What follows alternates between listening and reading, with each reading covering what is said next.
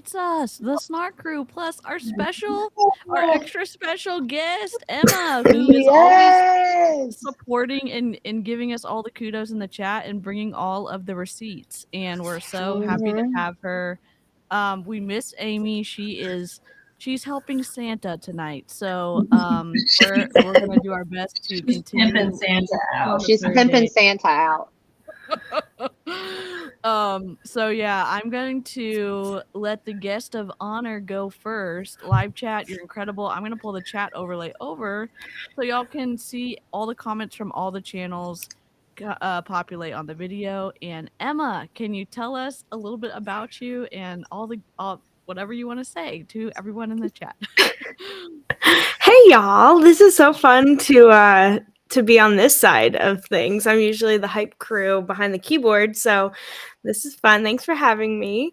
I'm Emma Olson. I live in Minnesota. I'm a stay-at-home mom to 2. I was in Beachbody for 3.5 years, and I left sorry, Cheryl. If you listen to our podcast, you know. I was a coach for 3.5 years, but I was within Beachbody for about 5.5. And so, yeah, I left officially fully this past May, and it's an interesting world outside of Beachbody. But Emily Favre was my upline, and then Emily Favre's upline is Ashlie Molstad. And so I'm excited to talk about this. I've had some personal experience with Ashlie, but I think that I'm too loud. I don't know if you can turn me down. I did it a little bit, so we're gonna figure it out as we go. You're fine. Cool. So yeah, I'm excited. I listened to all 3 of her podcasts, and this will be fun. So thanks for having me. Happy to have you. Cheryl, do you want to go next, or Jen, or whoever wants to go? You said Cheryl first. Okay. Oh. Well, my name is Cheryl Spears. Everyone on here may know me by now. If you do not, I am the host of the Call Cheryl Hun podcast, where I empower former MLM Huns to share their story and be unapologetic about it. Right. I was in Beachbody for 8 years, and I only hit Emerald. Let me rephrase that. I was in Beachbody for 8 years, and I hit Emerald because my husband was always my first coach. And yeah, so that I'm basically here for the same reasons as everybody else, to make sure that we call out all the misinformation and the bullshit so that you all do not get scammed into an MLM like Beachbody. Go ahead, Jen. Hello, everybody. I'm glad I could make it. Time zones are crazy. Oh, it's so bright there, though. That's because I have my ring light on. It would be dark if I had it off. It'd be dark. It's dark. My name's Jen Baruso. I am a former Beachbody coach, now certified personal trainer, size inclusive fitness and trainer.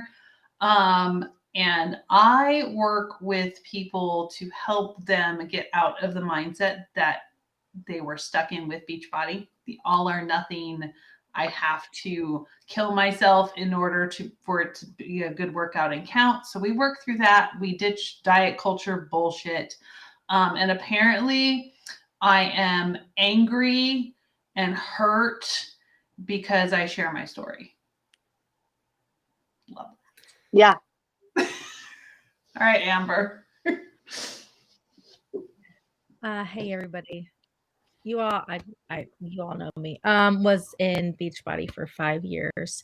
Got to diamond level as a coach, was almost at 2-star when it all fell out from behind me.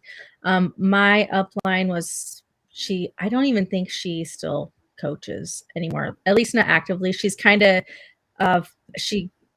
I guess, well, Ashlie really kind of followed in her first footsteps, I guess, with just not actively working the business yet still collecting a paycheck.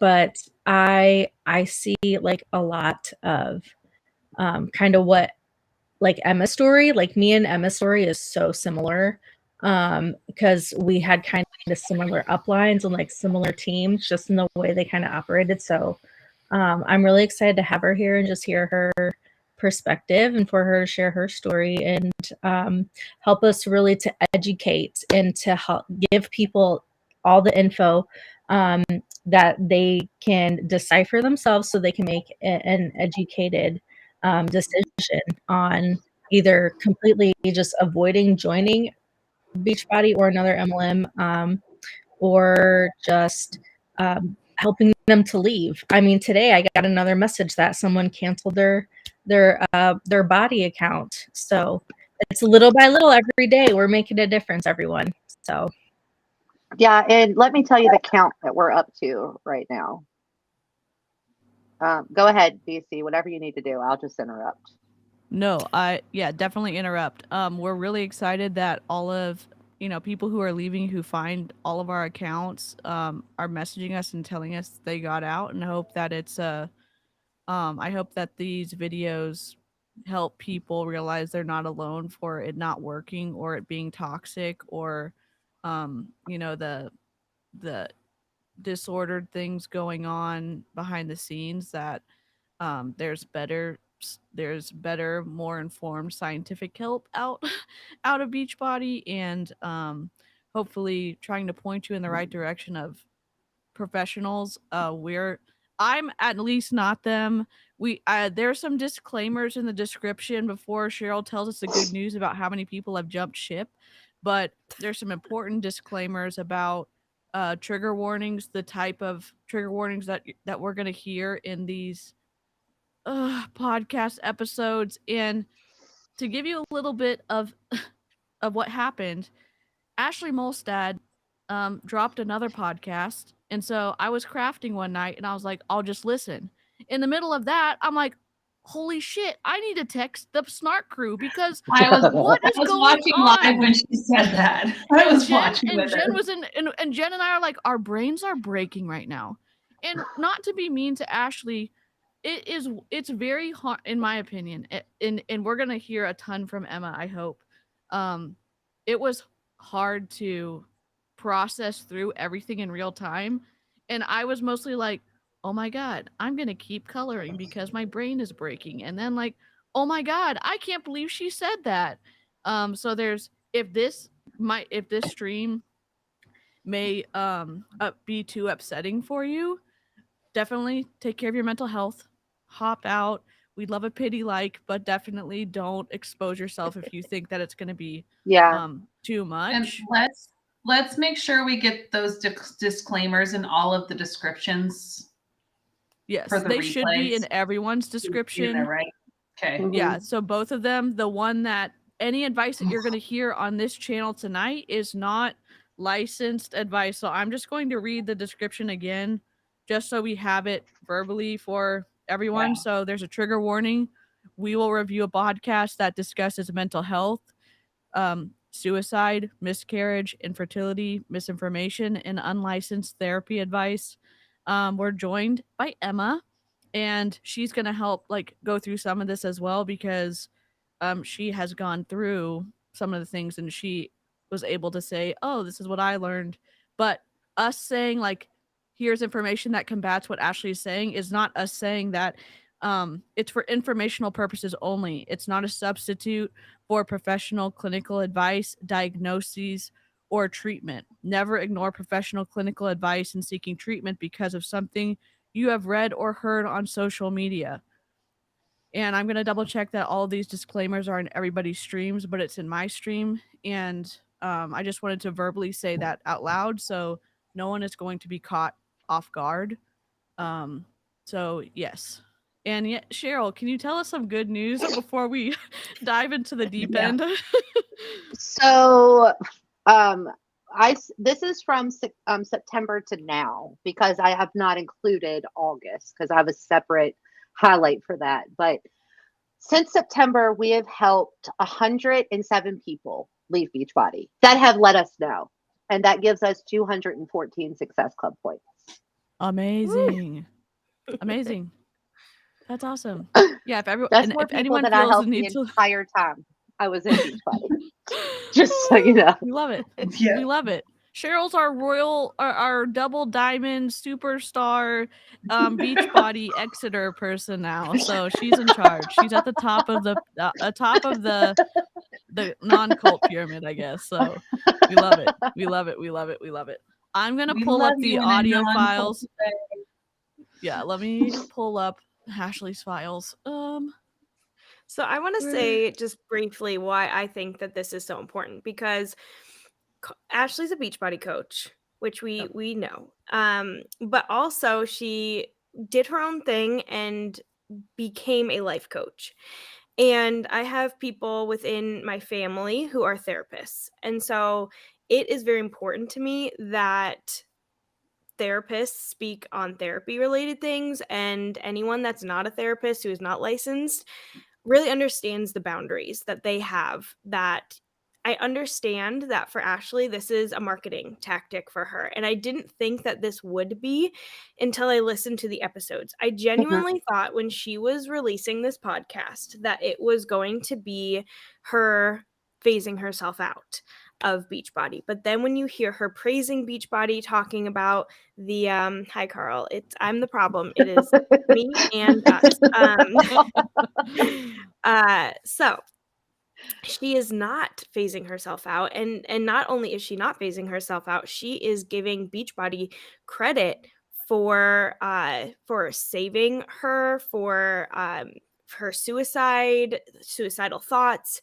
She is giving that the platform, and there's so much harm in that, because you know that my opinion, what she's going to do is then circle back and say, this saved me, this helped me. And that is so scary, because if you are having suicidal thoughts, you should be speaking to someone who is a professional to guide you through that, to a therapist. There's a suicide hotline that you can call. You should not hire a life coach or join an MLM. And so there's a lot of harm we're going to unpack here. Amy, I'm for Amy, since she can't be with us. She shared the graphic in our group text, the life coach versus therapist.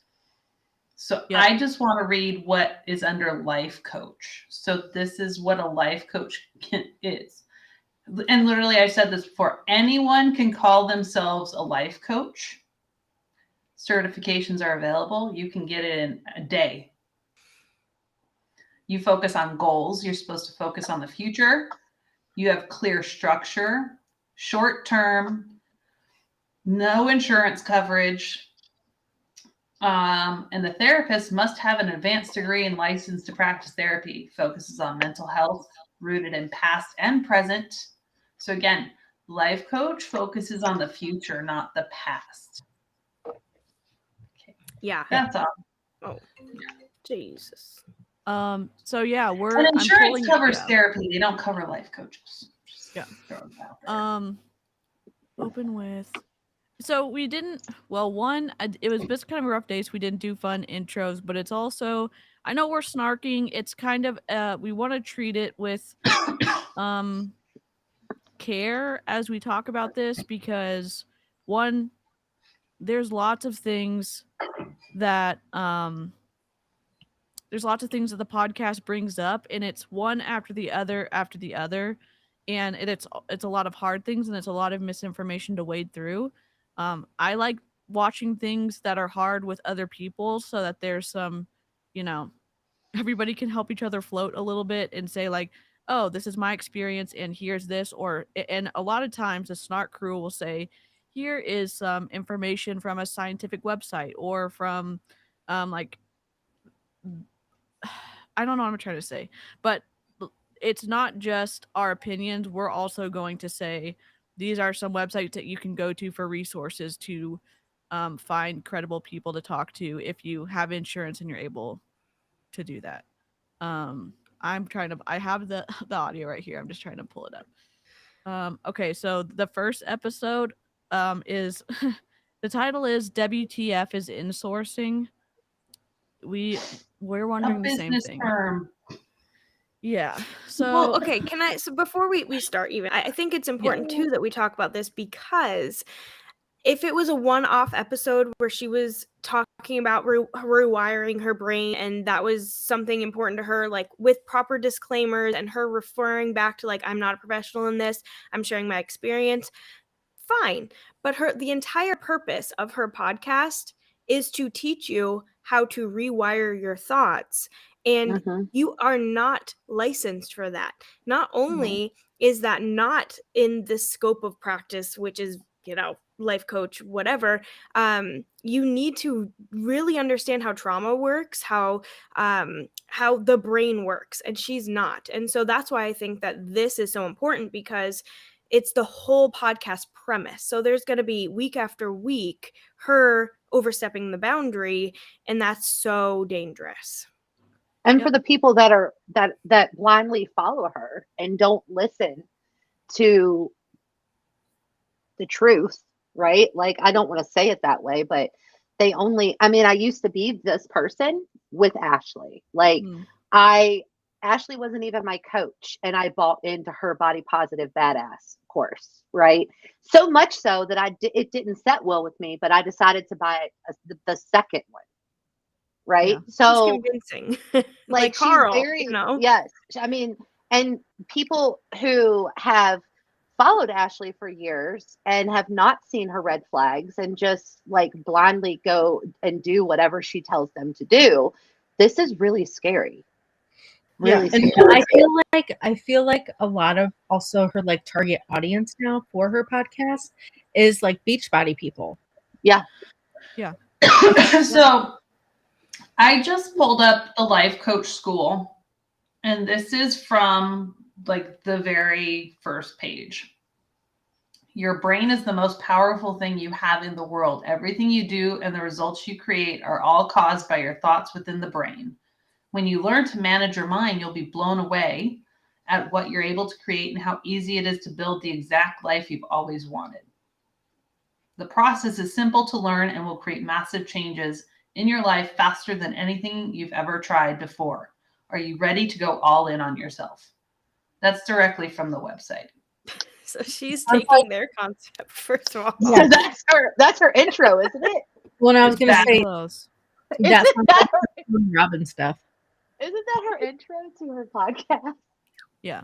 And the messing around with people's brains, I'm not a big fan of it when you really want to work with a licensed ethical therapist, because when you're dealing with some of these like NLP, neuro-linguistic programming, you want to work with an ethical licensed therapist to do it. And some of these MLM people cross over in like large group awareness training and how to like convince people and stuff. And it is very interesting listening to Ashlie, and we're going to pop up the podcast, but it's interesting listening to what she's saying, because one, if you're like struggling to come out of an MLM, or you've dealt with stuff, or you're still processing through it, listening to her say some of these pretty harmful things, it can be shocking if you don't have anybody else to talk to, someone who can point you in the right direction, because I just want to say too, in order to get more information about the life coach certification through the school she went through with Brooke Castillo, you have to enter your email. Like, there's not a lot of information on the website. Yeah, you have to enter your email to get more. The pricing isn't on here. No, it's just one short page. Learn more. That's them building their lead list. Collection. Yeah, it's sketchy. That's their lead list. It's behind, everything's behind like. Yep. That was my bad. I was opening iTunes. Okay. Again, another trigger warning. I know that I've said it.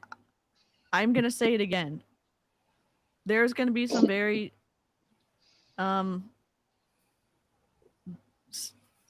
shocking things that Ashley's gonna say, and I'm not overstating what I'm trying to say. If you have any sensitivity or triggers relating to trauma, please make a wise decision for yourself. Because it was not a good surprise when I was listening to it, because I didn't think it was going to be this kind of podcast, especially when there's no trigger warnings in the podcast itself. I knew that there was going to be language in it.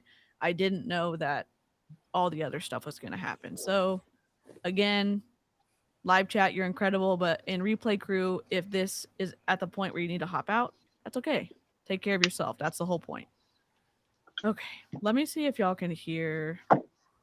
Give me a thumbs up if you can hear the deal. Can you hear that? No? Dang it. Okay, let me womp womp. Okay, let me add And background. while you're doing that, I'm going to say Yes. to protect the consumer, which is what we're here for, right? Like, that is what we are screaming. To protect the consumer, there should be basic things. And that is disclosing things, trigger warnings, having disclaimers, and that would have been helpful, right? Anytime you mention abuse, neglect, anything, even using those terms, miscarriage, we have our brains are very smart, and they have protectors and managers that will, you hear a word and your brain remembers things that it is suppressed. And so let's try it out.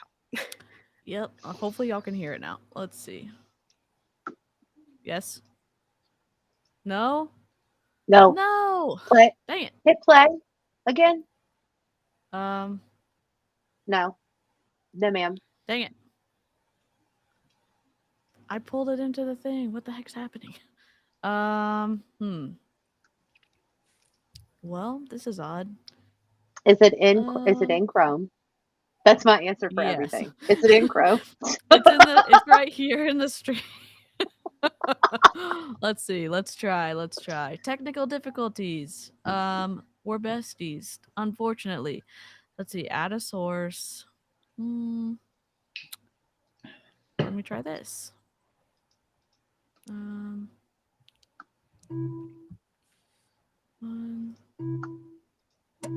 Okay, this should be on the desktop. Well, while now. we're doing this, this YouTube video, y'all. If you haven't yet, these girls, I will tell you, I'm in a group chat with them. I'm very fortunate, and they do so much behind the scenes. Like, it is wild. So go give them a like. I know that that's somebody said that I was addicted to likes. I swear this is not why. Hey, I don't appreciate like mine. I don't care. I don't use my YouTube channel. But these people definitely deserve it.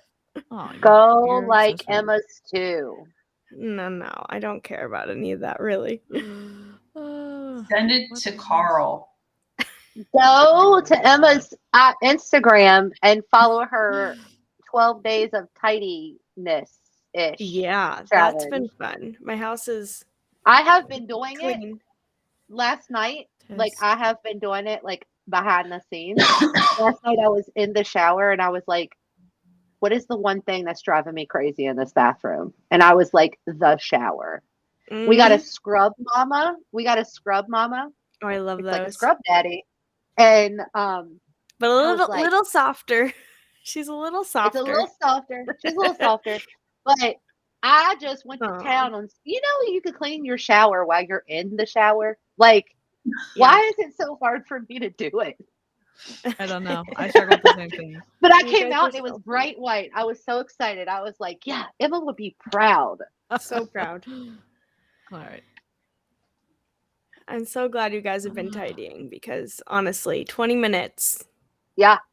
What's the one thing that drives you crazy? That's what I say when I look at something.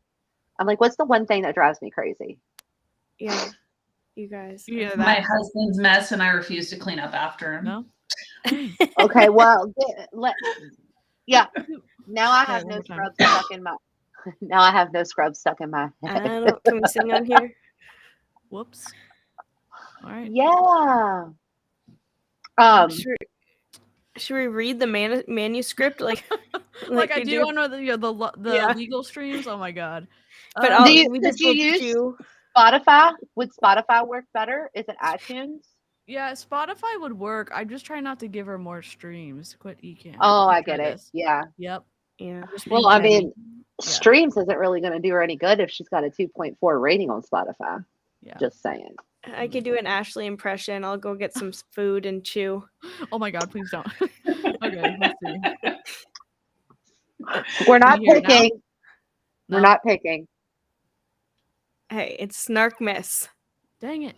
I know, but you know. The remove source. I don't know why I can't hear. I'm going to create a planner while we listen to this because that Okay. calms me. Just so y'all know. Let me just try Spotify. Darn it. Yeah, just give her a listen. Emma, did you get the digital version of the strength training journal that Cheryl made? Yes. I Do have you to like get my it? Yeah, I have to I don't have well, my daughter has a tablet, but I don't have I need to get an iPad or something. I You feel can like. download it on your phone too. I didn't tell anybody that. Oh, cool. I mean, I Oh, looked yeah. at it, but I didn't The In-Source use it podcast. yet. oh, I can hear yes, it. You can? heard it. And you might Yeah. be wondering, This? like a Okay, lot let of me people rewind it. did, what the hell? Okay. I didn't want people around Yes. me anymore who didn't like me for me. You And I was stop. finally showing up as me. And I knew if everyone else left, at least I'd still have me. And that was terrifying and incredibly freeing. And what I found is that the people that stayed or the new people that came into my life loved me. And I also loved me. I no longer needed the world to like and approve of me. I just needed to like and approve of me. I learned that there is no better expert out there on what I want and need than me. And that is the power of insourcing.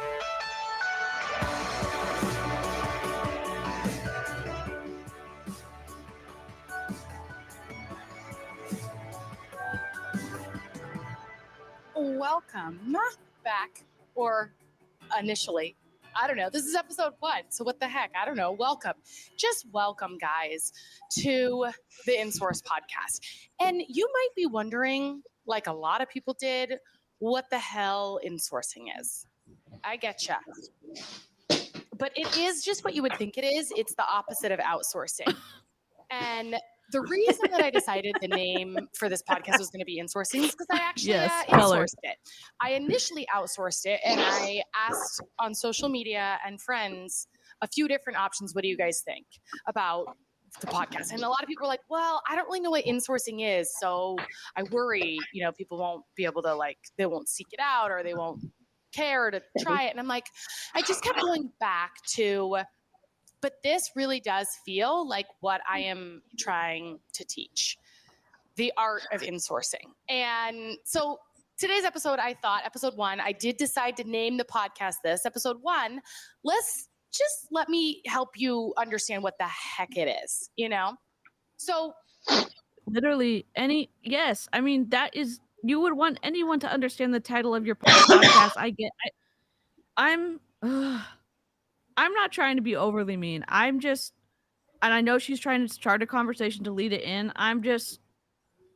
The fact that she is doing this and she's sharing her own take on the therapy she's received, and then she's saying that's insourcing, that makes me a little bit Okay, let's squirrely. cut the bullshit. The name is terrible. The name is absolutely terrible. And it's so bad. Okay, it sounds like a recruiting company. It's so bad. It is a business term. It has nothing to do with what she is. Yeah, it's a business thing. And with that being said, on the, I think, 2nd or 3rd episode, she doesn't even call it the right name. She's like, welcome back to insourcing.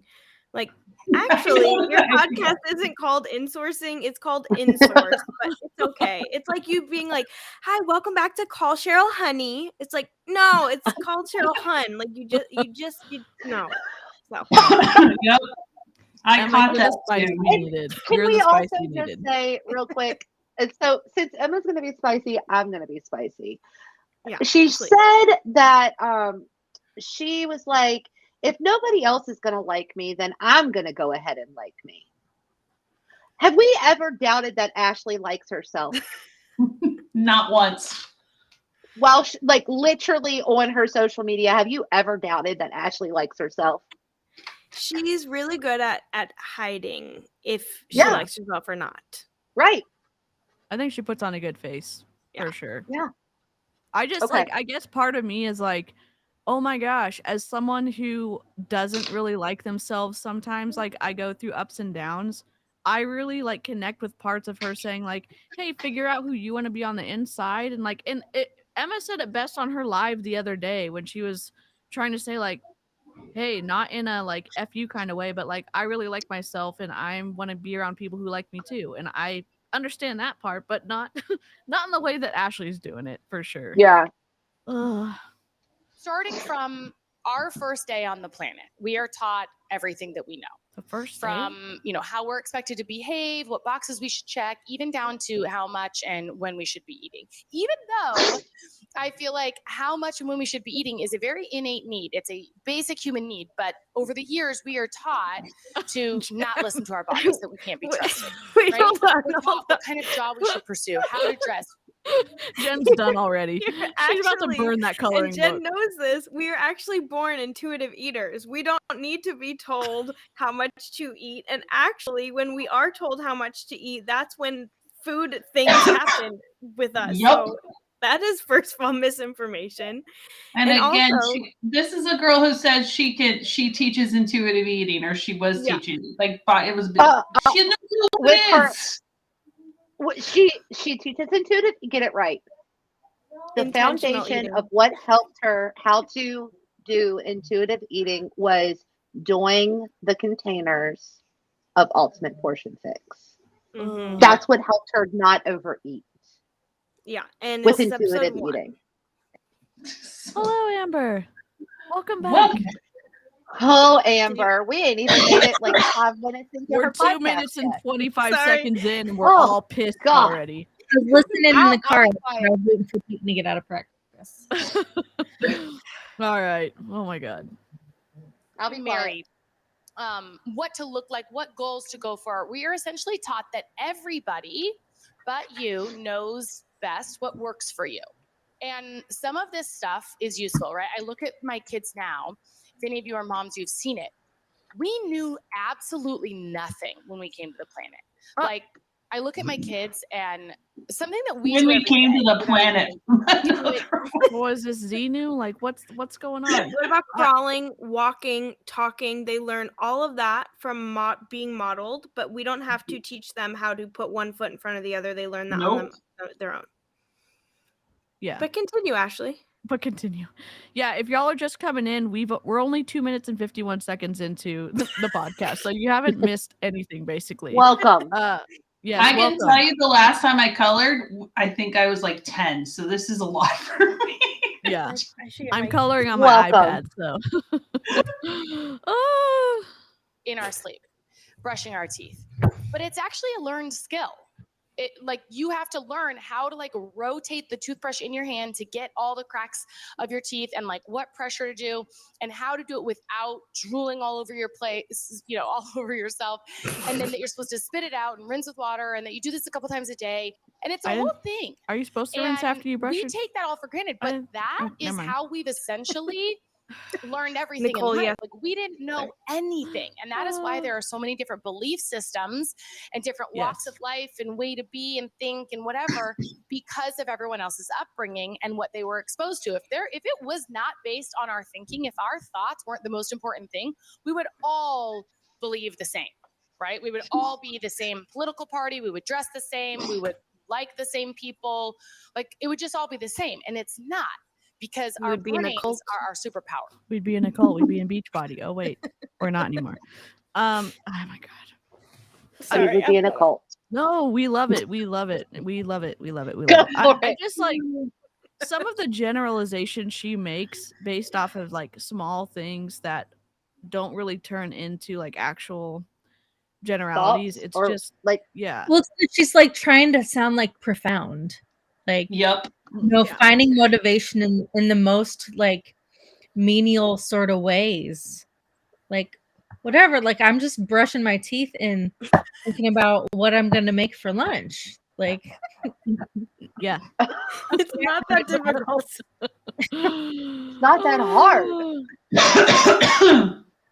Man, I think it sounds like she's trying to gear up for a logical like platform to say the bullshit she's about to say, and it's just a weak start because you're just like, are we Yeah, it's getting like pranked right this. now? You're like, okay, and then it's like, Oh yeah. Then it's bad. It's bad. A lot of the stuff that we know and taught are useful, and they're stories that we want to keep, right? Stuff that has built us up, stuff that keeps us alive, stuff that keeps our teeth clean and hygienic, right? But some of the patterns that we were exposed to or things that we were told over and over again are bullshit, and it's just keeping us weak and holding us back. But because we're never really taught how much of life really is just created in our brains, that we are the writer, producer, director of our own experience, we're never really taught that. So we don't trust ourselves. I can't tell you how many clients I get on the phone with, and I'm like, well, what do you like? And they're like, I don't know. What clients? Is she talking about Beachbody, or does she have actual people who pay her money? No, I think to she's tell them talking. stuff? I think this is her trying to convince herself that she is she the has main clients. that she's the main character of her own life, and well, it's not she translating. ended that contract with whatever company she was with. I'm pretty sure it was with her uncles. Total nepotism, probably. This is my opinion happening there, but it's like she has no clients. She is so full of crap. None. Yeah. She was charging people. It was like it was $145, $200 an hour. What? To speak with her, and it is. I'm undercharging. Yeah, it is. Yes, you are. And the therapy is usually less than that. So. What? Yeah. I guess like I keep getting shocked, but I'm like I still am shocked by Well, Ashlie Molstad every day. Oh, well, I mean, God. when you sign up and you ask for coaching through the life coaching school, you can apply. It's like $297. Oh my God. Wow. Checked Again. in with me to see what even my hobbies are. And then they start judging themselves for not having hobbies because, of course, society says you should have hobbies, right? It's like all this looking out and looking sideways and comparing yourself to what the person next to you is doing and what your mom might say and what your in-laws are going to think and all of that. Is she just using hobbies as an example of things like, oh, I don't do that, and then other people are like pressuring her? Because like I don't really give a shit if anyone has a hobby. You know what I mean? Like, I just don't. The only thing that I don't care if you do. I just with my kids, it's like I would like you to be involved in something outside of the house to get experience outside of the house, to meet people, to have different viewpoints, to try different things. And if you don't like it, try something else. Like today, my teenager's like, I think I'm gonna try out for volleyball in the spring. I was like, sweet. I love volleyball. And if, what happens if you don't make the team? He's like, I tried. Okay, cool. Yeah, I think those are cool. I think like being involved in like a group or an organization and being able to get skills and stuff like that is great. I'm just saying like, oh my gosh, you don't have like you're not a part of a book club, you don't have a stamp collection, you don't paint, you don't, I don't know, collect flowers. Like, are you judging people? Yeah, I mean, like she's judging people for not having a hobby. That's what I don't. Yeah. Is it? I don't like, care what you do on a Wednesday. No, I think she was. Ashley's judging people for having hobbies because she thinks they've been told they have to have hobbies, so that's why they have them. Holy, it's not. Okay, see, I completely. Amber, and my Either hobby way. is. What'd you say, Amber? What? Sorry. My hobby is plants. Oh, we love that. There you go. Baking. I'm mostly like, yeah, and you're a great cook. Y'all definitely like drop some hearts in the chat for Amber's new hair because it's a whole moment. We love it. Heck yeah. Yes, it is. For sure. A mess right now. Because even a mess, it looks really great. Yeah. Yeah, it does. Oh, I actually wait. Hold on. Yep. This is important. I just learned this. Instead of asking your kids, "How does it look?" you can ask, "How does it feel?" Ooh. Yeah. So Amber, how does your hair feel? Oh gosh, it feels so much better now that I cut all the dead ends away. Because I will say, I had COVID in September, and I've lost some hair like around my hairline and stuff. So I was hoping, like the bangs would kind of help camouflage that. Because I can admit that, unlike Autumn, who wears clip-on bangs, I still believe that those are clip-on bangs. That's not why I got bangs.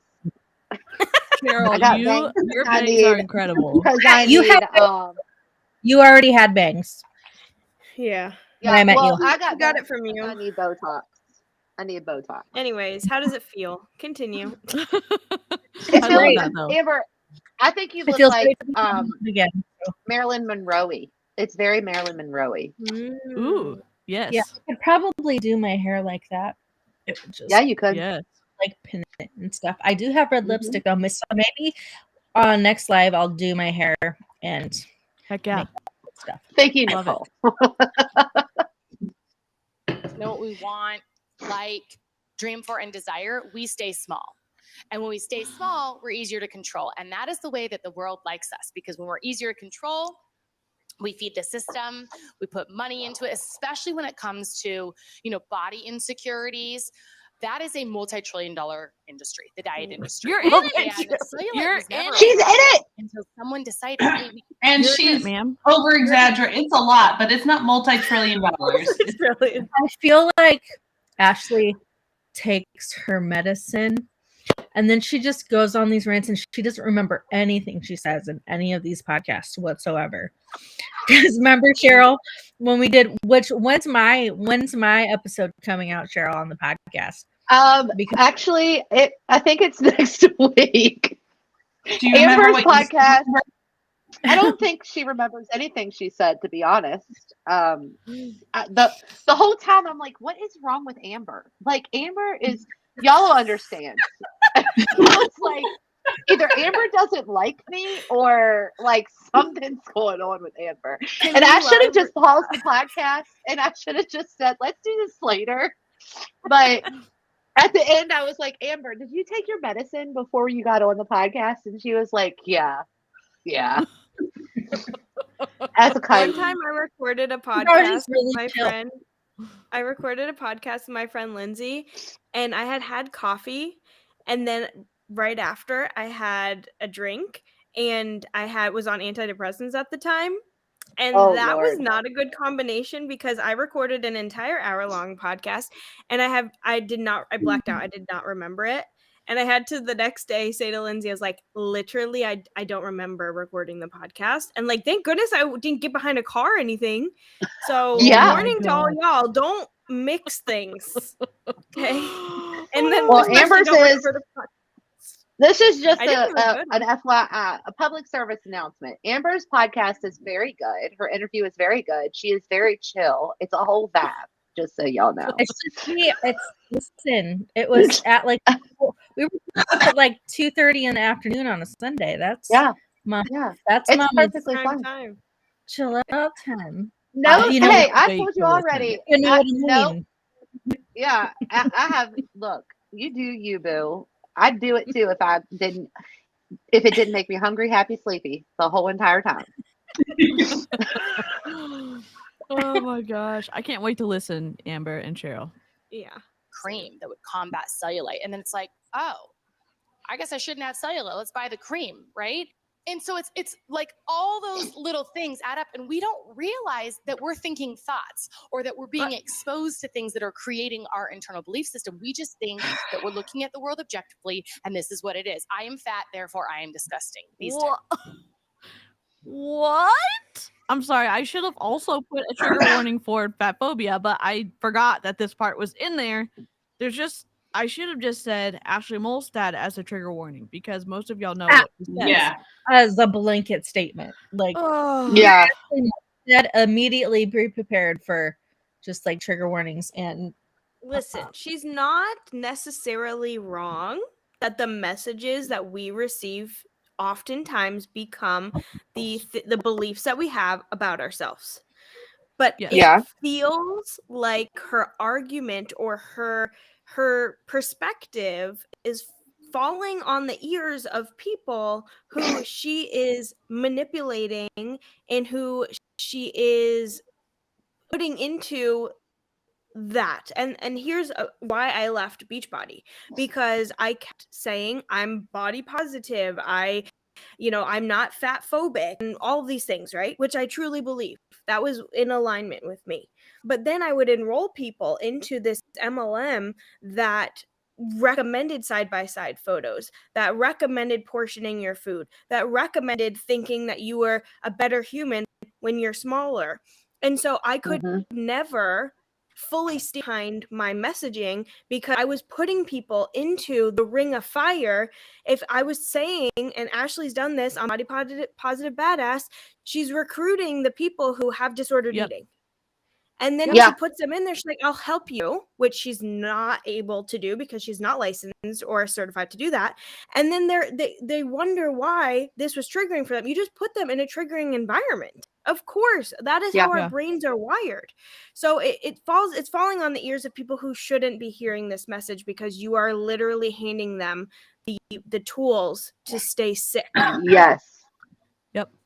I would have more You're respect right. for her if she had said, I spent a very long time participating in diet culture and being a part of the problem, and now I'm trying to change, and here's a few things that led up to me deciding to get deeper and deeper into Beachbody and to all this other stuff. It would have been different if she had said, um, you know, it's me, hi, I'm the problem, and I'm, It's me. Yeah. yeah, But you'll never and hear her say that. You'll never hear her She say had that she said that because she has said that once. She said it Oh. Well, once in a and Q&A, and I messaged her. I have the DMs. I will read them to you. uh-huh. Emma is the queen of the DMs and the Yes, she is. and all of the things. So Ashlie went she did a Q&A. She was recommending Positive Badass at the time, like the first round. Mhm. And people Yep. said how the question was, how can you recommend Beachbody and like be anti-diet culture but still recommend Beachbody? Great question. So I asked Emily, I was like, hey, how is she doing this? Because she's kind of making Beachbody look bad. And I was Beachbody coach at the time. So Emily said, I don't know, ask Ashlie. So I did. This was January 8th, 2021. I said, hey, Ashlie, I'm a leader on Emily Favre's team. And a few of my personally sponsored coaches had reached out a bit concerned after hearing your view on the morals of Beachbody's marketing and tools. They are unsure how to navigate recommending Beachbody for their own businesses and still consider themselves anti-diet. Any advice would be so helpful. She said, when did you hear my views and what made them concerned? I said, from your Q&A yesterday.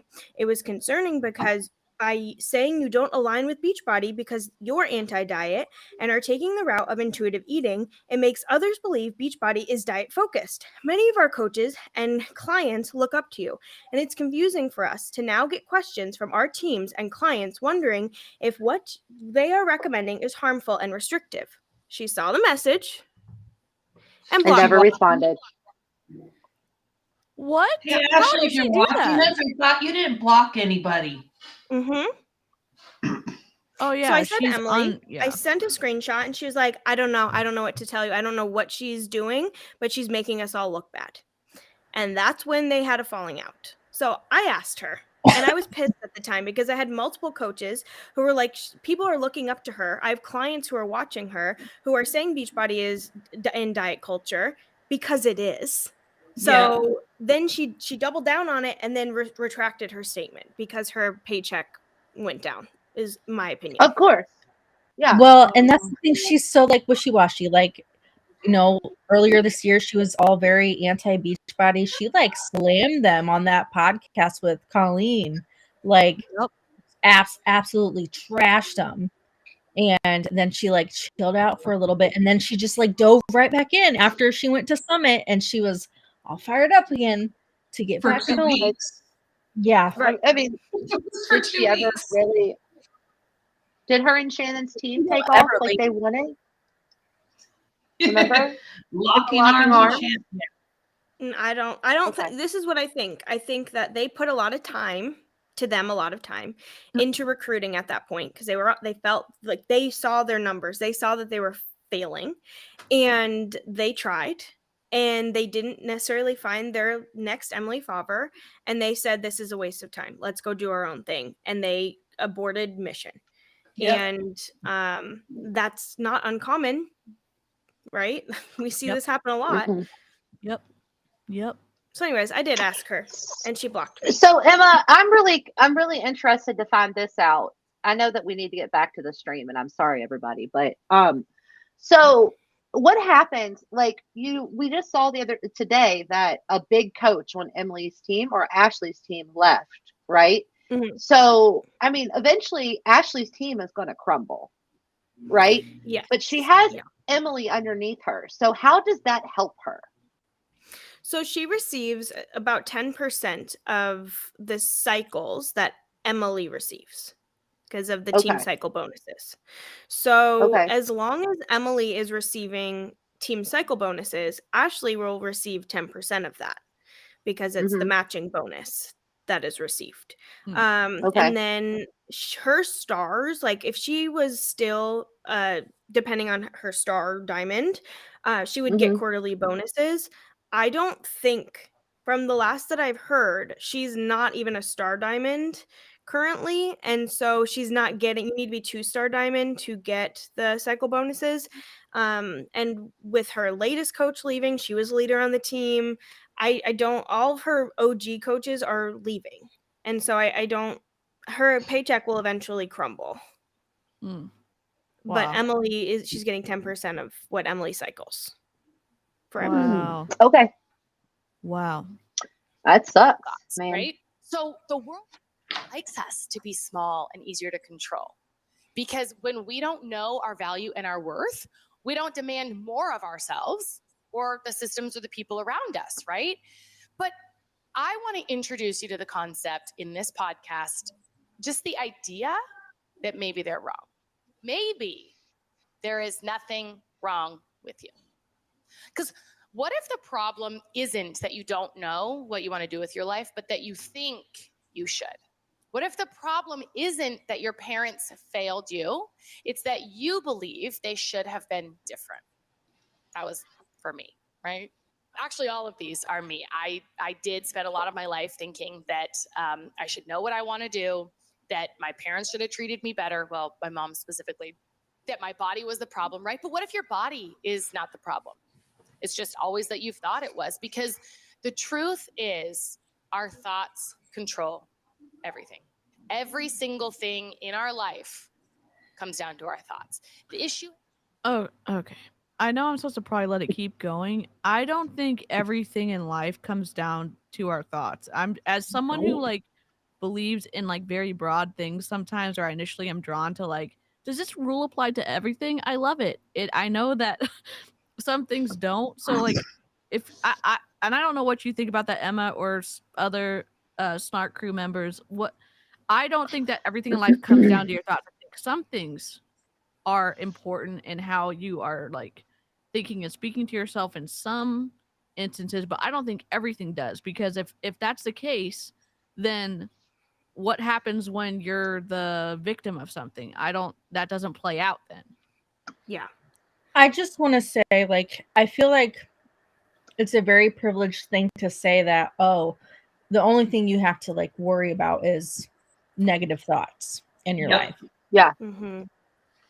And any other aspect, you're completely fine.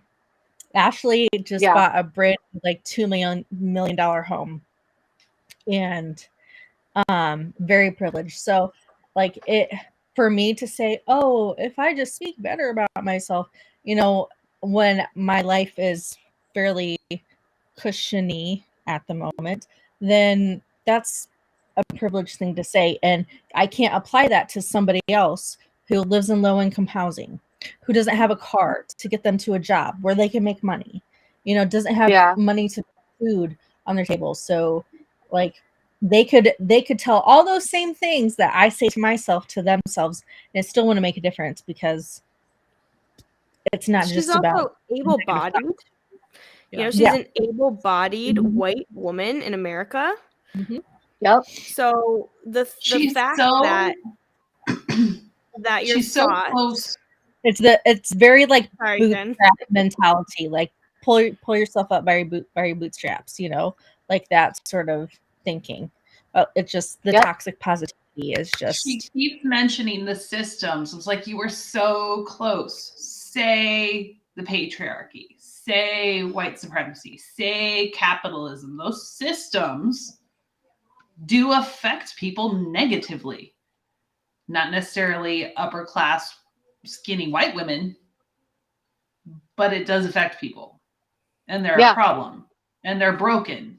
It's like, And she's what I've like learned in this close. therapy is something to me could feel very large and important. And that same thing could feel very small to DC or to Cheryl or to Amber or to Jen. Yeah. But that doesn't mean just because their perception of what I'm going through might seem small, to me it's big. And so that means it matters and it holds weight. And so when you tell someone that you are just a product of your thoughts, when you start to have the thoughts, well, this feels big to me, you're continuously invalidating their experience and their feelings. And what we learn as parents is the first thing that you do is you validate a child. Yeah. And that is what she's doing the opposite of, in my opinion. Right. Yeah. That's a super good way to put it. Never been any of the things that have happened to us, right? The weather, when you're like, oh, I had a bad day because it rained the whole time. Okay. No, it rained. That's a thing. The abuse. And this one, there are some like what most people on the planet would agree are. Pause. Before we get into this. First of all, weather. Yeah, the weather, if you're maybe sitting inside your $2 million house and it rains, okay. If you're homeless and it rains and you're freezing cold and you haven't eaten food, day. It's a big thing. That's a bad thing. Yeah. It's your circumstance. I get. There are people who are really struggling with their thoughts and are in a negative headspace where it rains and it's like the worst thing in the world. It's the worst thing in the world to them that day. Okay. And so for her to then equate the weather and it being a minor inconvenience to abuse, which is what we're going to hear, is so hurtful and harmful. It's really sad because I fear for the people who are listening to this, who are going through something really very real, and they are going to feel the effects of this. Yeah. If you're the major trigger warning right now, because it is, Melissa's right, it's going to start going downhill now. So if you in any way, shape, or form cannot handle discussions about trauma, suicide, abuse, don't listen. Buckle up. Yep. Horrific things, really negative. Most of us would agree, yes, this is bad. And abuse falls into that category, right? And so I'm not here to convince you that abuse isn't bad or that trauma that's happened to you isn't bad. But when you say, oh, why did this happen to me? This is so hard. I don't know what's going on, right? It's very weak. It's not empowering. And I want to get you to an empowered place. Okay. I'm gonna let Emma speak. It's the way that she said it, the tone of her voice, the actual words that she said. It's like, it's awful on top of awful on top of awful. So Emma, take it away. Being a victim is not weak. Okay, so I would first like to acknowledge that she's victim shaming. If you are a victim of abuse, you are not weak. I have been in an physically abusive relationship, and I can tell you that in the most vulnerable moment of my life, I was still not weak. Okay, and so for her to minimize abuse and to say it is just your thoughts is so hurtful, and it is not weak. One of the strongest people that I know was a domestic violence survivor. And that right there pisses me off. Yeah. It's the example is it's overstated and generalized. So for you, abuse is bad, period. So she could have continued with the weather example, and I would have maybe been more on board with what she was going with. But when you say abuse, neglect, abuse, that is bad across the board. I feel like as a DV and an SA survivor, I feel like she's trying to tap into that space, because what did Beachbody teach a lot of us was that you share everything so you can connect with people. And now they're telling people to niche down. Use your traumas and your tragedies as a way to help motivate you, to build you up and take you to the next level in your life. Because that's I mean, that's kind of the messaging that I was getting when I was a Beachbody coach and doing all these life coaching sort of like listening to like the webinars and stuff and paying for the trainings, and a lot of it was like victim blamey, victim shamey, and like, are you going to continue to be a victim? Are you going to get over it? Again, with the pull yourself up by your bootstrap mentality. It's just it's gross. It's disgusting. Yeah. Because she's looking for her next like Emily Favre. That's why it's her ultimate goal. Yep. Yeah. I'm just like, it's hard to wrap my mind around the lack of like the standard of care for her audience and the lack of awareness. But again, I don't know how unaware she is, because we've seen people like Emma try to speak up, and all of y'all in the Snark crew have tried to speak up. You all get blocked, and they read it and they block it, and so it's like, I'm still like, it's still hard to. I mean, obviously, this is only the second time I listened to Ashlie, but it's like, I don't even have words to say because it's just hard to listen to it, and So I sent that quote to a therapist. Okay.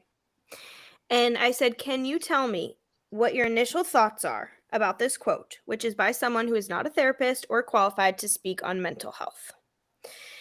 And the therapist said, "Sounds like someone trying to counter learned helplessness in a very unskilled way." So I Googled learned helplessness because I am not a professional and I've never heard of that term before. So learned helplessness is a condition in which a person suffers from a sense of powerlessness arising from a traumatic event or persistent failure to succeed. It is thought to be one of the underlying causes of depression. So she's essentially, it's a mental state in which an organism, I almost said orgasm. Sorry. Very different term. We're like teenage Organism boys.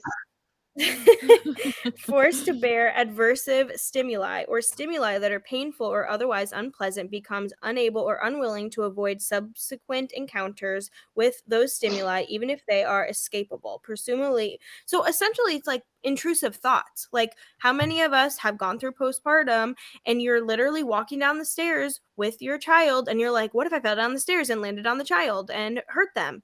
Those thoughts come in. Those thoughts come in without me choosing them, right? And there are people on medication because their brain has an imbalance that have intrusive thoughts. And so it's not as black and white as you just think different things. Yeah. Yep. I'm And for someone who has never been able to go to therapy, like, if you look up to Ashlie and you hear her saying this stuff and you're like, and you have had some of the similar things she's talking about, and Ashley's in that kind of authority position in your mind of like, she's saying all the things, that can put that person in a really dangerous spot, because like it or not, we have lots of points of contention with Ashlie, but some people still really like her, so she still has a pretty large audience. So I don't know, it's just Me, I had a lot of trauma growing up, as most of us do, and trauma is sort of a trigger word for some people, and they think, no, I had a wonderful childhood. If you have negative self-talk at all, you have childhood trauma. If you are a human walking this planet, you have childhood trauma. And I'm not talking, it doesn't have to be physical abuse, it doesn't have to be abuse of any kind. And again, as I'm not trying to point this about me, I'm saying as someone who struggles with their mental health and I have some negative self-talk, y'all kind of are aware of that. When I stream, sometimes I'm in a better place than not. Hearing that, it's like, oh my God, what do you mean? But I know that that's not always the case, what she's saying. But if someone, I don't know, I'm having a hard time articulating it because she's so upsetting. Yeah. 70% of people have childhood trauma. I looked it up, found research. 70% of people have childhood trauma. So for her to say every person who has negative self-talk, again, overgeneralization, has childhood trauma. You might be a person who had an exceptional childhood. Your parents checked all the Right. boxes, and then you had a traumatic experience happen in college when you were 21, 22. And then you have negative self-talk after that. So it's, again, an unskilled person who is not educated in this space, spreading misinformation, overgeneralizing, and it can cause harm. Because another thing that can happen is if you're like, oh, I have negative self-talk, I have that. What did my parents do? What happened in my childhood? You start to point the finger at your parents. Yep. And they may not have done anything in terms of the trauma that Ashley's claiming had happened. They might not have been responsible for any of that. So it's just it's dangerous to, again, be spewing this without any qualifications, or I don't know. And who she's one of the most successful people I know, and she gave the story about how her dad used to brag to his friends about what a good soccer player she was, and it made her feel like she has to achieve in order to get love. Now, when you're little, you're not consciously aware of this, but that is what her brain decided, right? It's exposed to a thought. I do something, I perform well, I get affection from my parents. Oh, I love affection. That feels good. Let me continue performing well. And if this thought goes unchecked, it spirals out of control, and then you become worthless until you have achievements. That is trauma, right? So no, it's never been. it's praise versus encouragement. So there's a whole, you can Google this and learn about this, but it's like telling your child, good job, good job, good job, good job. And that's praise. And then encouragement is they're stacking blocks. And instead of when they get the block, you say, you stacked on top of the other block. Look how tall your tower is. Your tower is getting so tall. A prince could live in that castle with like, that's encouragement. And so what she's saying is that that's trauma, which some people might perceive that as traumatic. Fine. But what she's saying is that's traumatic or trauma, when really what she's talking about is praise versus encouragement. And it could be a secure attachment thing where that's completely different as well, or can be different too. And that's the thing. It's such a case-by-case basis that when she overgeneralizes, she doesn't know. It's misinforming the consumer. Yep. Any of those things that have happened to you, the weather, the abuse, the trauma, the passed over promotion, the shitty boss you had, the miscarriage, the divorce, all of those things are all just circumstances. And circumstances are things that we can every human on the planet would be able to agree to, right? We could prove it in a court of law. And I'm Googling what a circumstance is. I don't know if she's already said it. I kind of like glazed over a little bit because it's just, man, it's wild listening to this again. She's about to say something about a neutral circumstance, and she's about to say, we pick up new things every time we re-listen. Yeah. So a circumstance is a fact or condition connected with or relevant to an event or action. Okay, continue. Okay. I don't know. That's why I know abuse isn't. It is a circumstance. It is a neutral circumstance. And when I first heard this, I thought that's crazy. That's who not said right. That? Who told her that? Like, when you first heard it, from who? Cite your source, first of all. Literally, who freaking said that? I'm Googling that. Abuse is a neutral circumstance. Like, where is she getting this shit from? I don't. She's like, when I first heard that, who told you that? Your therapist, life coach, like. My current circumstances, I don't understand where the fuck. TM said the neutral circumstance bit is from a life school podcast. It is. Oh my god. Episode 187 from the life school. Yeah. Neutrality of circumstances. It says the main idea behind this practice is that life presents us with neutral circumstances and we choose to interpret them positively or negatively, which creates a full range of human experience. On the first session in this series, we're taking a deep dive into the neutrality of circumstances and why anything that happens in this world is neither inherently good or bad. I explain why you must develop the skill of being able to interpret any situation that comes up and the immense benefits that it can expect as a result. No. Wow. Oh my god. She really isn't coming up So- with any momentary. No, No. she's legit Rachel Hollis. Like, None of she's it. Rachel Hollis. She's a Rachel Oh Hollis my wannabe. god. What There's original a- thought that cute little head hurts. You can read the episode transcript. Oh boy. Wow. We write that Dang. podcast down. Yeah. Wow. Oh my god. And the reason that it's important that you know this is because I want you to see how truly powerful your brain is. And because there are people out there abusing others in the world, not every single human on the planet could agree that abuse is bad, right? And now, What? Excuse me. I don't understand. Did she really just say what I think she just said? I'll rewind it 15 seconds or 30 seconds. Let's see. and that is why I know abuse isn't, it is a circumstance, it is a neutral circumstance. And when I first heard this, I thought that's crazy. But it is. And the reason that it's important that you know this is because I want you to see how truly powerful your brain is. Okay, so I'm reading the episode transcript from this life coach episode. There are 44 murders that happen every single day in America, and that's a stat I got off of Google. So we're just going to go with it. It may be more, it may be more, it may be less, but let's just say let's just say I'm gonna Google. What? At least you said Google it. It's got to be true. I'm Googling it. 44 God. murders happen. Now, most of us are not horrified every single day about the 44 murders. In fact, most of us are not thinking about the 44 murders every single day.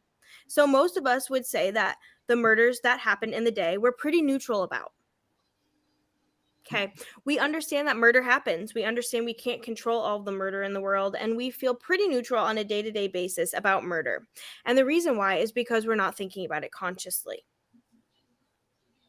Now, if we were given details about I don't know if I want to say this. There would have been trigger warnings. There should have been in this. Yeah. 9/11. They talk about 9/11. Oh my gosh. so. This is her mentors. She listens I to look their at people who are podcast all the disabled. time. This is what it says. I look at people who are disabled, people that have horrendous experiences in their life. In my opinion, things that have happened to them that I think are incredibly awful, they have a very positive attitude about it. Two people can have the exact same experience, and one of them can use it to have a positive, wonderful life, and one can use to have a horrible life. And how do you explain that is if the event itself is a horrible thing, you can't. So you have to talk about the term circumstance. Oh my god. They are just facts. So yes, this is The difference in outcomes is healing, and like, am I right? I mean, that's the difference in outcomes.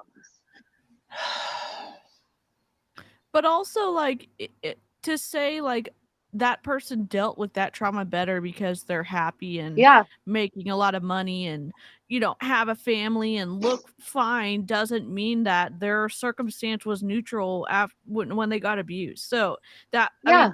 I mean, I don't know how to articulate it, but like Ashley spreading this shit and this other life podcast doing the same thing. I mean, maybe I'm like taking it the wrong way. Maybe they're not saying it in a great way, but I don't agree with that. And like, even if it takes you longer to work through, not work through, but like there shouldn't be a limit you have on how you just heal. There shouldn't how be a fast limit on you- how you yeah. work through anything. It feels so dismissive, right? Yeah. Like just very dismissive all Yeah. around. Because I think being with the dismissiveness, especially with like these life coaching sort of shady people, is they're looking for people that they can gaslight easily.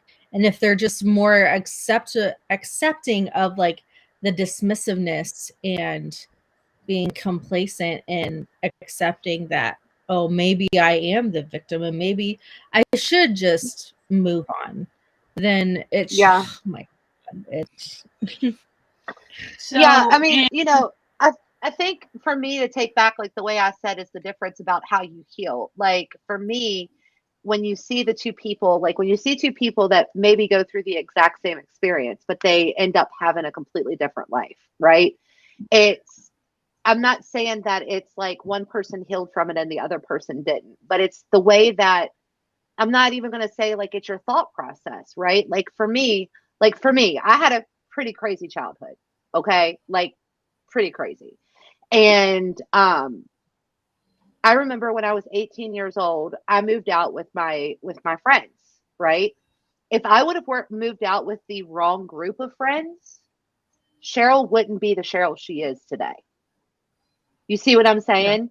Like I was able to, and my mom's even said that because my mom was like, if you would have moved out with the wrong group of friends, you would have probably ended up being a drunk or some type of drug addict, to be honest. Yep. Right.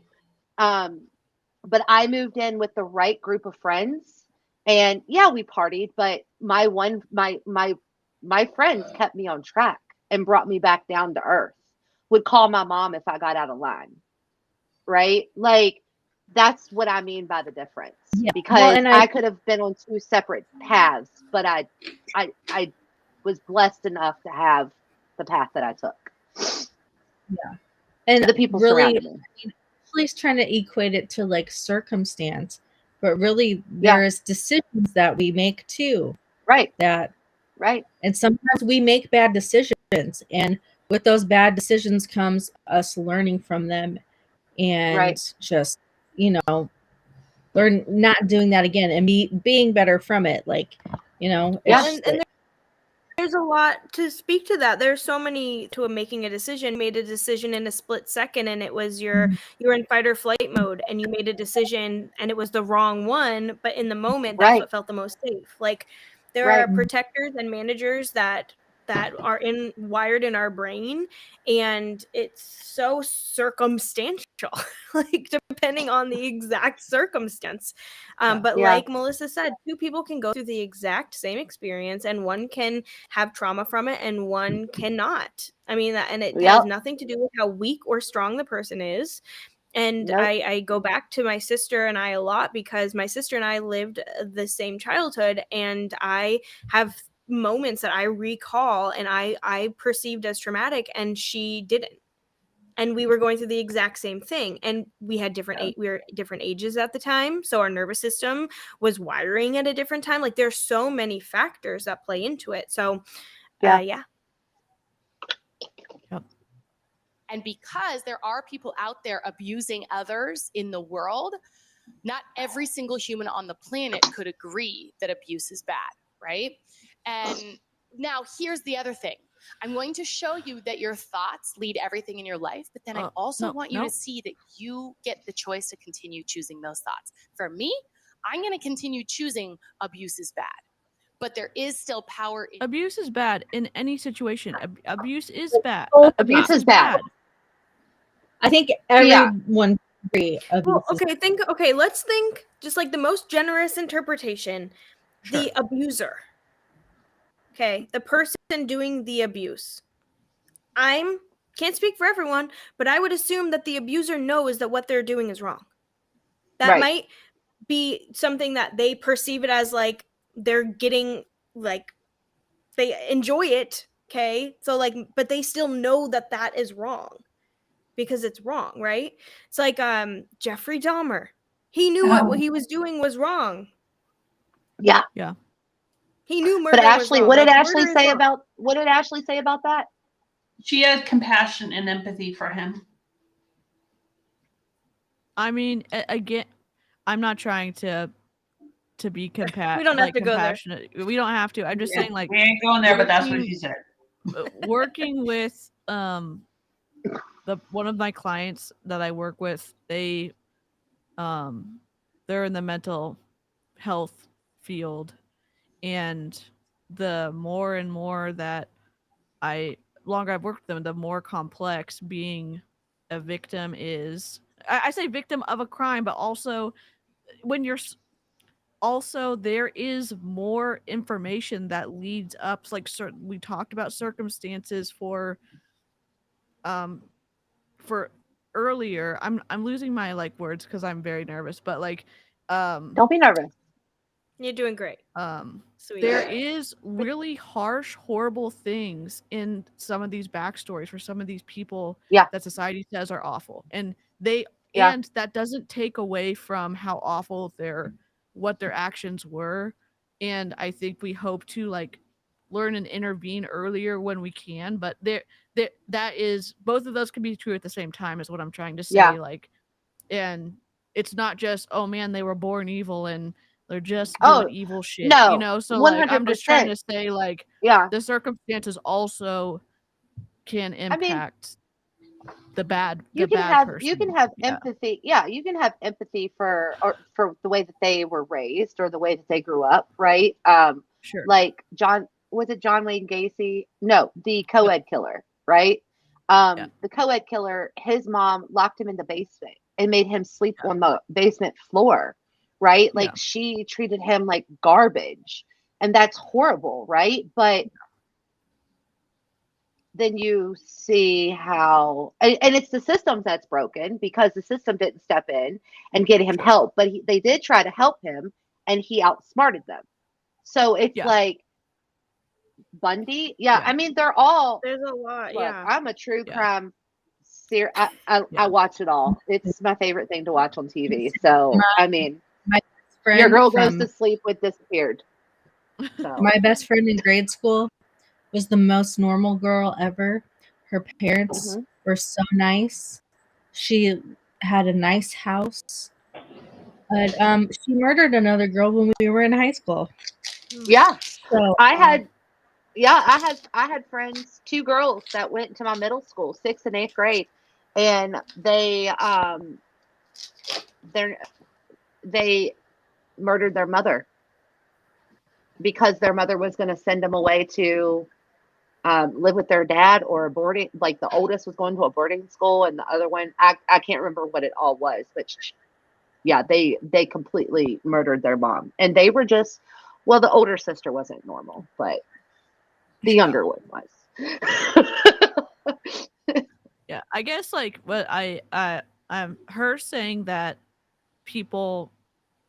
that she agrees that abuse is wrong, but other people might not. Like, it's wrong even if you don't see it as wrong. Like harming someone else, messing with their human rights, like negatively, like anything like that's wrong. Harming someone else is wrong, and even if you don't agree with that, that's not taken into account, because that's like, in that situation, that broad situation, like your perspective is huge. And so I just don't want anyone in the chat to listen to this and listen to Ashley and say, well, oh my gosh, what do you mean abuse is neutral? It's not. Abuse is wrong. Harming someone else is wrong. Is wrong. Yeah. So.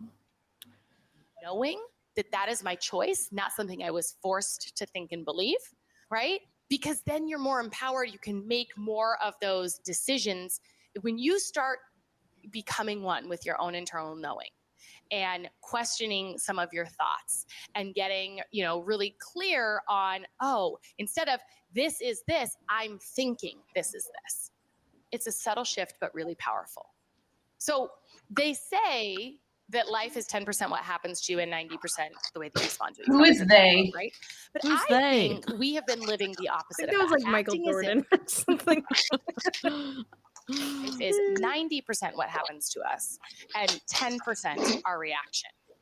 But I think we've had it backwards, because If you got passed over for a promotion and you think, oh God, I suck, I'll never make it, then that is how you show up in the world, right? You think that, you feel dejected, you feel defeated and insecure, and so then you don't pull up your seat at the table or throw your hat in the ring for the next opportunity. If you think, I could never stick to a diet, I always quit. Oh, I'm just supposed to be fat, right?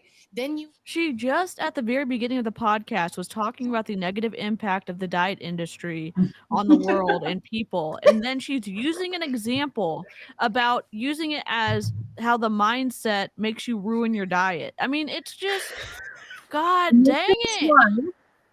And this is why I think Ashlie does not remember anything she says in these podcast episodes. None of it. It's just whoop. Melissa just quoted Glennon Doyle, Becoming One with Your Own Internal Knowing. Today in her stories, Ashlie shared her favorite personal development book, Untamed by Glennon Doyle. Yeah. Shocked. Man.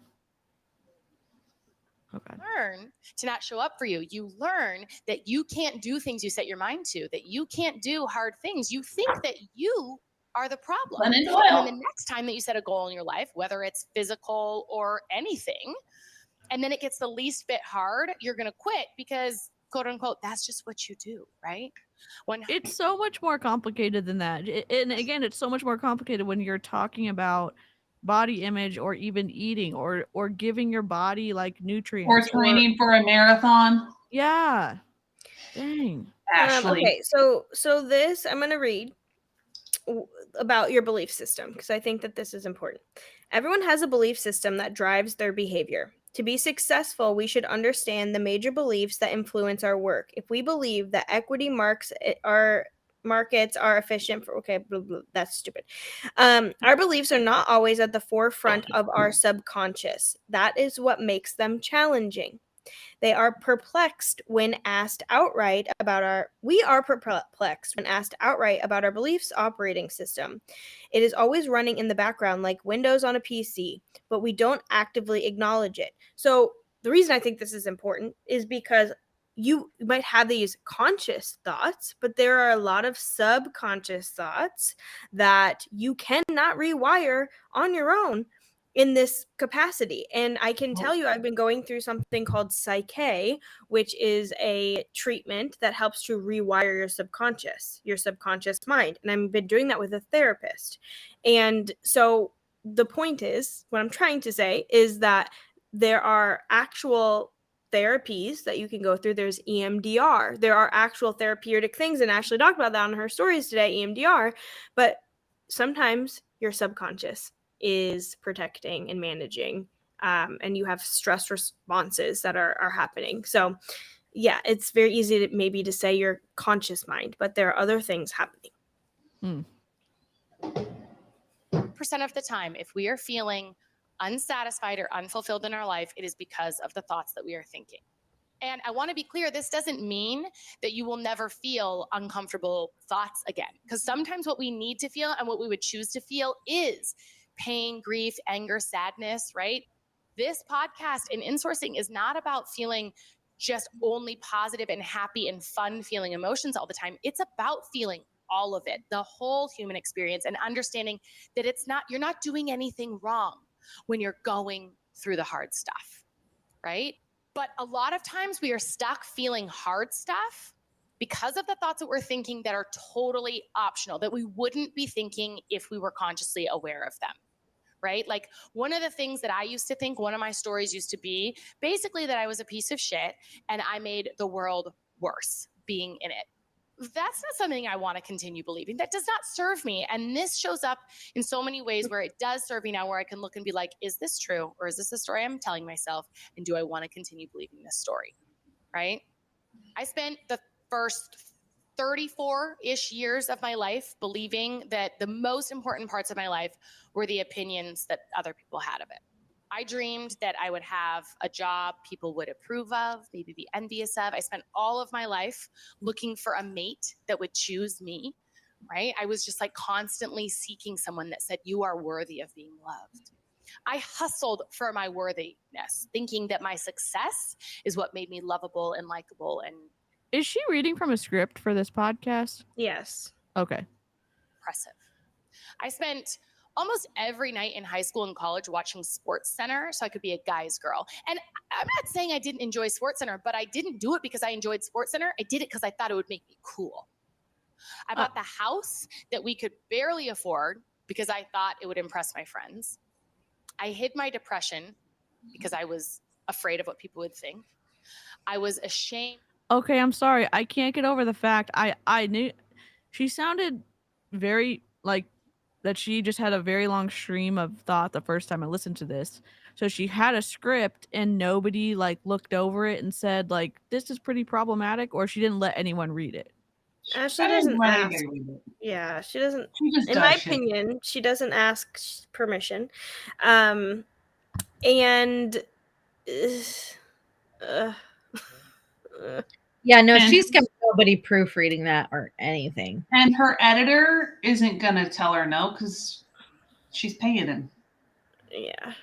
Yeah, I mean the sound people I've worked with in the industry, they're not unless you tell them to take things out, they're just looking for sound quality and Yep. you know, the intro and the outro, but like I don't know. It's fine. It's fine. That's what I was gonna say. All of these things would be great for her to work through in therapy. Sure. Like these are all talking points you have to talk to your therapist about. Yeah. She said she found a therapist she likes, but it sounds more like she's going and working out some of these podcast ideas in therapy, and then she's resharing and regurgitating her understanding of what she's getting from Ashley her. said last week or a few weeks ago that she's never been in therapy before. She's finally found a therapist. hard things. You think And then, so she says, I finally found a therapist. I've been waiting for this person or whatever, right? Yeah. She said she's never been in therapy. And then on her Q&A today, she said she's been in therapy throughout her life. Yes, she's been amazing. I've done lots of therapy over the years, and it is worth shopping around until you find the right fit for you. I got lucky finding her on a Google search. I chose her because she is a life coach and clinical therapist who does EMDR therapy. She had a wait list when I reached out, and she was worth the wait. That was in her stories today. Yeah, but I wish I screen recorded. Maybe somebody did. But before her first session, she was like, I haven't been in therapy. And I was like, that's incredible, because if her story is about having suicidal thoughts and all of that, therapy. She Like, had tried therapy. a She therapist didn't at have the access to beginning. therapy. She tried a therapist at the beginning of the year, and she fired them because it was over virtual, and she couldn't get over the laundry in the background. Oh, Yeah, That was I the remember beginning of that the year. story. Yep. But yeah, I understand some people don't have access to therapy in the capacity where but she can, in my Yeah. opinion. Yep. I agree. of my authority. I chose the job that I thought others would envy. I lived well outside my means and accrued thousands in credit card debt just to keep up with the Joneses. So no one thought, oh, Ashley's barely making it.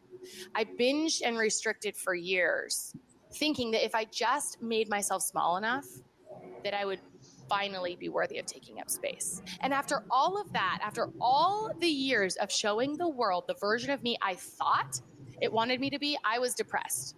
I was more than depressed. I was suicidal. I hated myself. But the irony is, I didn't even know who I was. Like, I hated myself, and I didn't even know who myself was enough to hate. I just knew I didn't like any version of me. I showed the world a watered down version of me, which also meant when people complimented me, I didn't believe them because they didn't know who I really was. And when people didn't like me, I agreed. I'm like, that sounds about right. That's how I feel about me too, right? I didn't know me because I was so concerned what other people thought of me that that's the person that I was. I only knew the version of me that the world had sort of trained me was right. I didn't know what I liked. I didn't know what my hobbies were. I didn't know where I wanted to go with my life. I mean, it was freaking scary when I would say, and I'm just going to say this. I'm not saying like, oh my gosh, Ashley, I don't like what you wear, or I don't like how you speak, like how you say words, or, you know, your home decor choices. I mostly critique Ashley for the diet culture shit she spews and the not giving people what they paid for, like the deceptive business practices. And Yep. it's not about like her preferences on the inside, it's how she's behaving in some situations. So, and again, there's some situations where you need to stop your behavior even if you're not fully like fixed in terms of there's some regulation that needs to happen. Like if you're harming people, stopping is really important, and it doesn't mean like you need to figure out who you are first before you can say like, oh, I am gonna stop stealing money from people, or I am going to stop. Um, I don't know what the list of like things that you can get in really big trouble for, like fraud and all that other stuff. But I don't know. I'm not. I think that Ashlie is behaving sometimes in a way that we're coming for her and like the person she's trying to be, and it's like I'm just here because you're just using deceptive business and recruiting practices, and you're, in my opinion, harming people like with diet culture. And I don't know. I don't know what y'all think about that, but I wonder if she's seen my last reel I did on her. I haven't watched it yet. I can't wait. Can't wait to see it. I think that we might not be coming for her that way. I think that there are people who are very unkind to her. Sure. There are people who really prey on every single thing that she does and speak very negatively of her, and that must be really hard. Yeah. Yeah. Yep. So I agree. think Yeah. that I'm proud of you guys for really sticking to the message, because I mean, one person can think that Ashlie is annoying and the other person can think that she's endearing, and that's really none of her business, and Yeah. it's not the internet's business either. Right. So if you keep it as we're pointing out things that are of harm or misinformation or deceptive, I think that that's important. And me and And Cheryl hurtful. talked about Yeah. Cheryl, you and I talked about that on my episode of the podcast, how we focus on Yeah. the behavior. Behavior, not the person. Not the person. Behavior. Because once we resort to like ad hominem attack sort of things, it just completely, it cancels out everything the message that we're actually trying to get across, which is pointing out the behaviors, deceptive behaviors that are learned and how it's learned, and just bringing out the facts with a little snark thrown in too, of course, but it's about behaviors and educating on that and helping people see through all of the bullshit and the smoke they're trying to blow up your asses to get you to join their teams.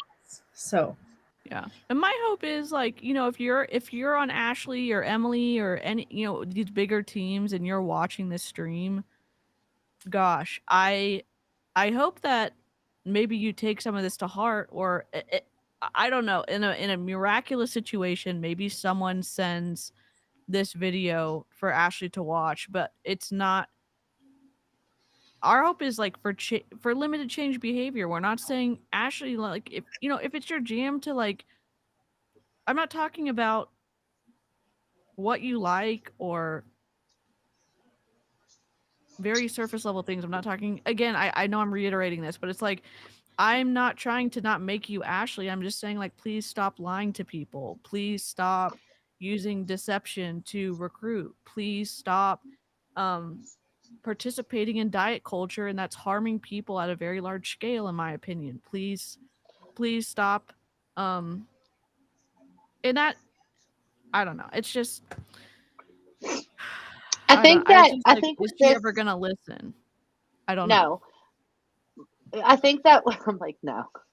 I'm sorry. I think that, like, I want to make it a point about like, we didn't just listen, or if we still have more left, that's okay too. But we didn't just listen to Ashlie's podcast to make fun of it, right? Like to say, Sure. oh, look at Ashlie basically messing up again. The name.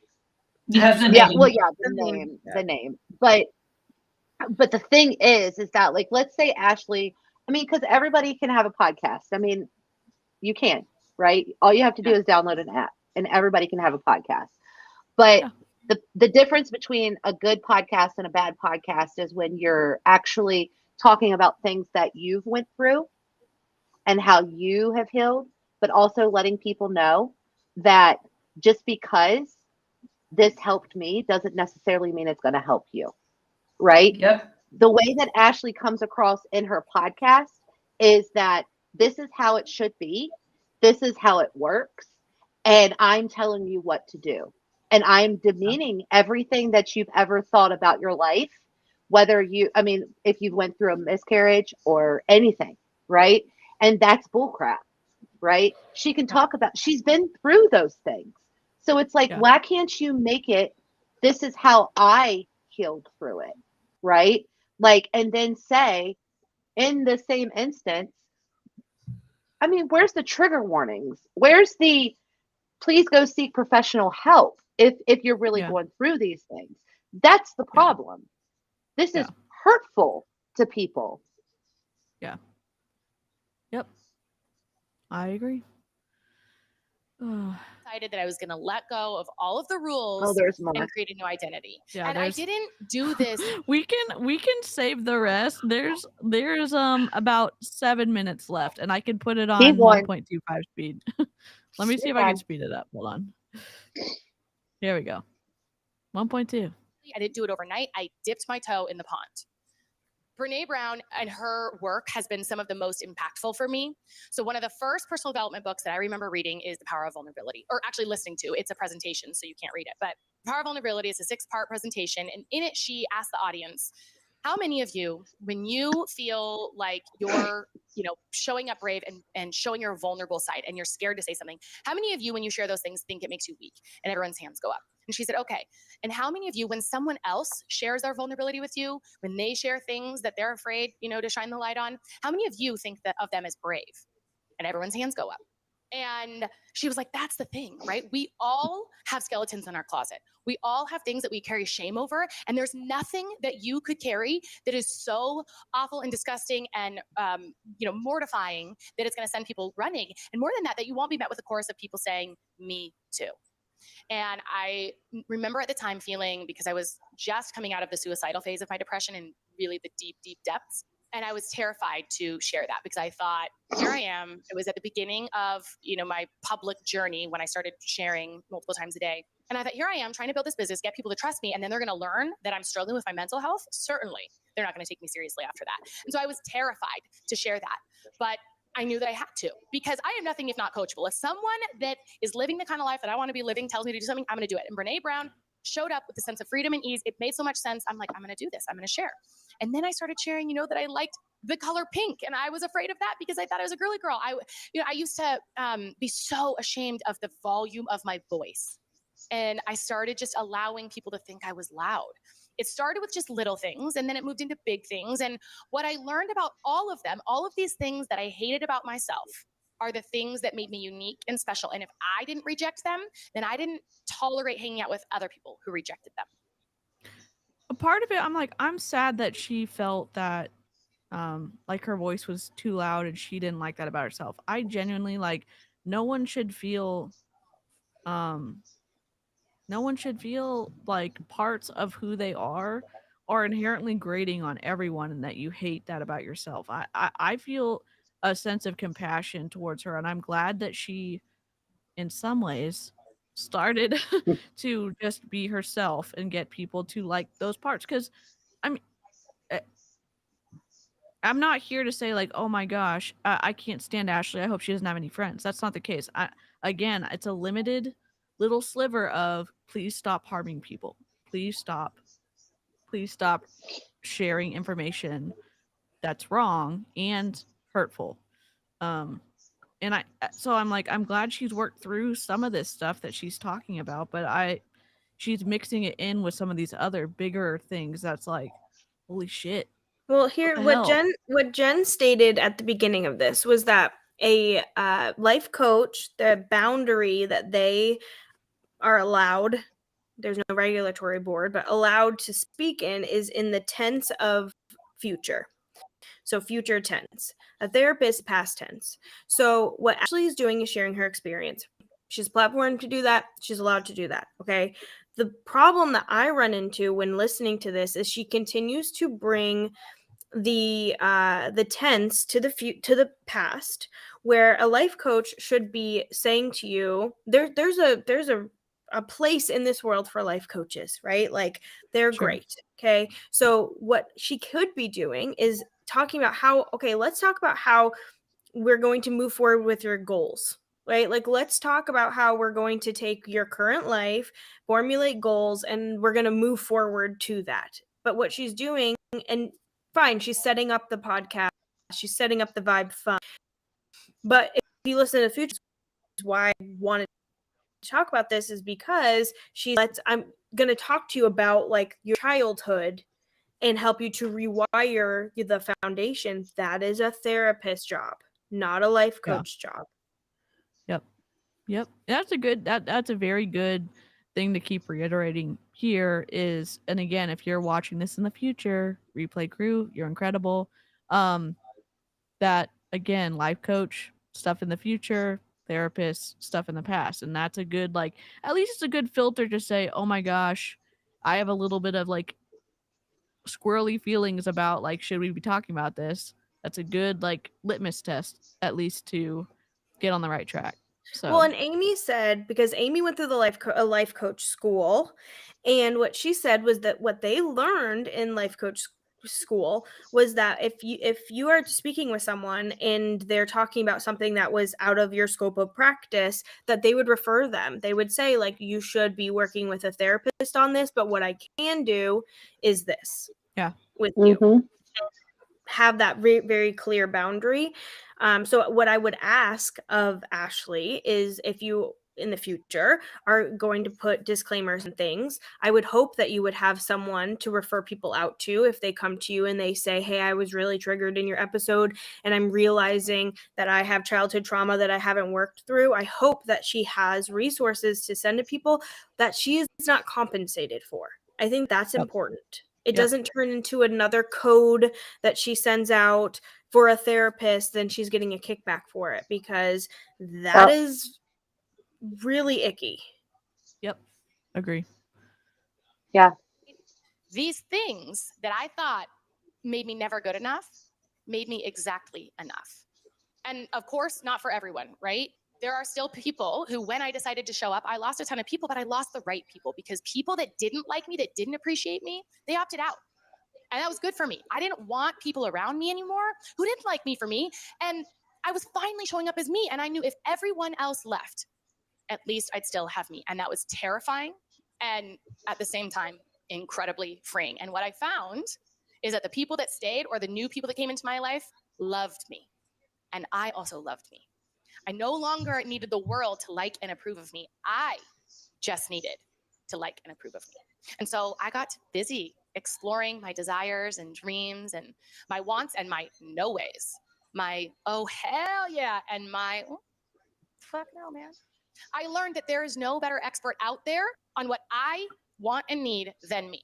And that is the power of insourcing. The definition of insourcing is to use one's own personnel or resources to accomplish a task that was previously outsourced.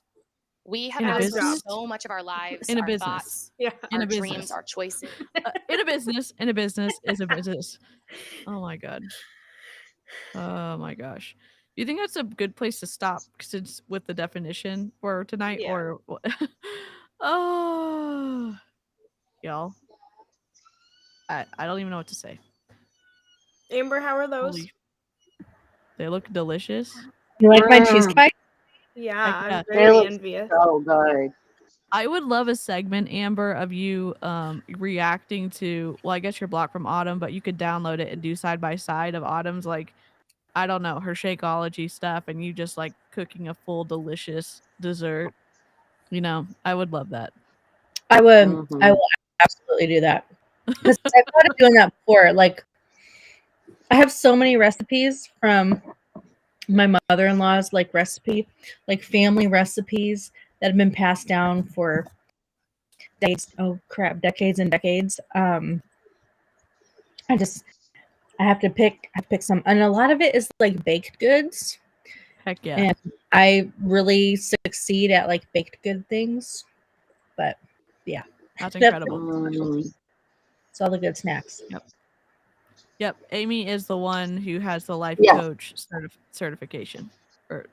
And she was the one that, was giving us the information about the before and the after in terms of like what you can do and then who you need to refer and stuff like that. So and there's ethical life coaches out there who have integrity, who know the constraints of what they can do, and they operate within those boundaries. So it's not us trying to be like, oh my gosh, life coaches are the worst. No, we just need to know like how to operate, and also as the consumer, if you're looking for someone to receive help from, like, you understanding what they can and can't say too, so you don't get twisted in the process, because that can happen if someone in that position is operating out of their boundaries. So well, that's an hour and 51 minutes snark, kind of a somber snark for day 3 of 12 days of Snarkmas.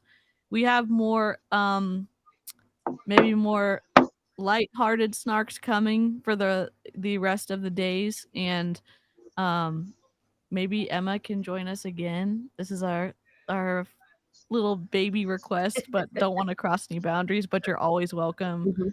Loved your input. Guys. It was incredible, and yeah, I don't know. I'm just so happy to get to be on these streams with everybody, and that we get to do this and try to start increasing like the reach of addressing things without the ad hominem, which sometimes happens in these commentary videos, and not in these ones, but in commentary videos, and hopefully it's gonna continue to be able to provide that for everybody who watches these. So Mhm. Yeah, day 3.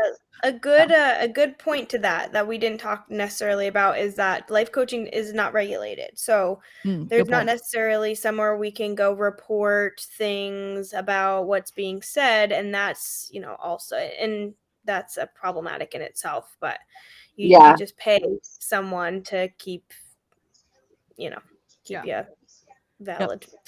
And if y'all need the coloring page for day 3, it's on my my page. Oh, You can look color how it on good an that iPad. is.